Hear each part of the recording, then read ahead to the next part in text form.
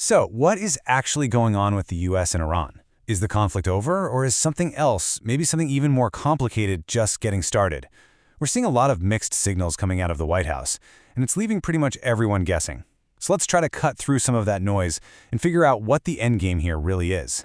And this is really where all the confusion kicked off. President Trump drops this bombshell of a line. When he's asked about the war, he says something that sounds, incredibly final.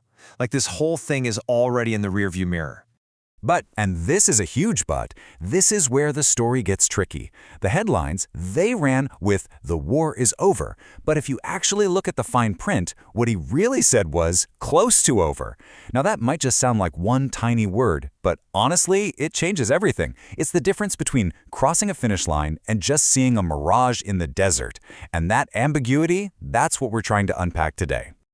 Okay. So to get what's going on, we've got to dig a little deeper into the president's statement. What was the context? What was the whole point of the mission in the first place?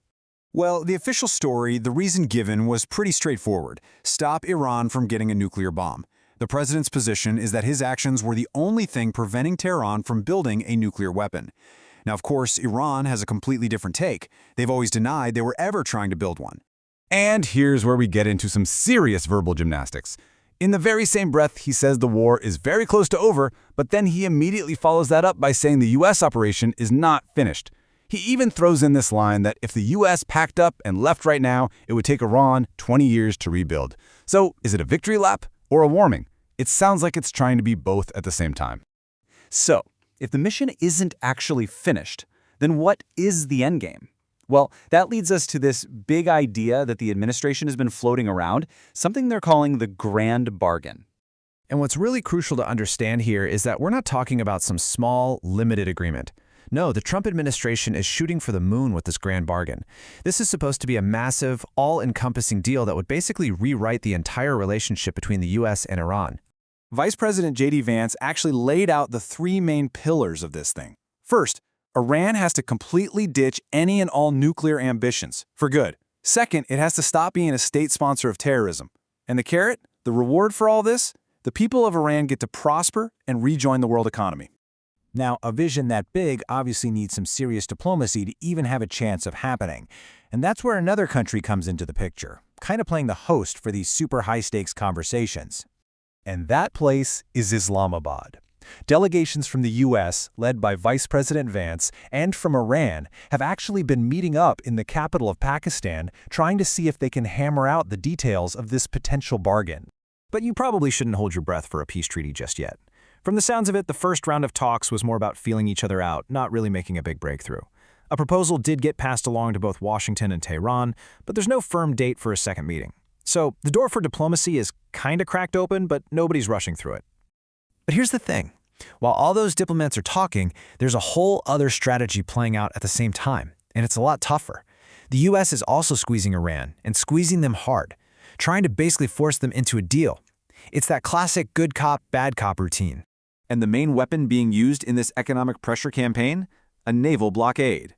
According to the U.S. military, they've managed to completely halt all maritime trade going in or out of Iran. The goal here is pretty simple: cripple their economy to the point where they become desperate to make a deal. And just when you think you've got this all figured out, another major player throws a wrench in the works. While the U.S. is talking about making a grand bargain, its closest ally in the region, Israel, seems to have a totally different endgame in mind. A top Israeli official was crystal clear. For them, this isn't over until the regime in Iran is gone. So forget a bargain, we're talking about full-on regime change now. So, where does that leave us? What's the bottom line? Well, we have a war that's supposedly close to over, but a mission that is very clearly unfinished. We have several different and sometimes competing strategies all happening at once. It's a lot. It's like a geopolitical circus.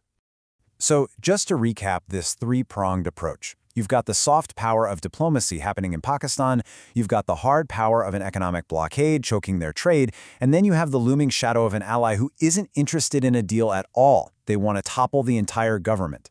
Which, of course, brings us right back to that million-dollar question. When you've got diplomacy, a blockade, and calls for regime change all mixed together, what does an endgame even mean in that context? And you have to wonder, with all these powerful forces pulling in different directions, is a peaceful outcome even on the table? Or is this just the quiet before an even bigger storm?